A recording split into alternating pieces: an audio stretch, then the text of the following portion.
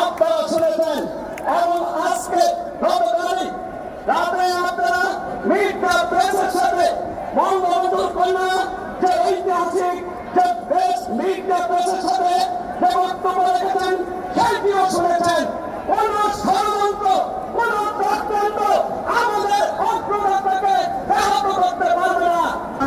সংবিধানের ভিত্তিতে পরিচালিত বাংলাদেশে সকল মানুষের বেঁচে থাকার সমান অধিকার আছে। তার মৌলিক অধিকার সমাজ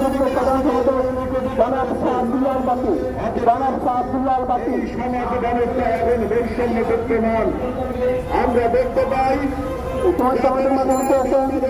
ছাত্রী আন্দোলন নেতা সাবেক সাধারণ কৃষি প্রকাশনের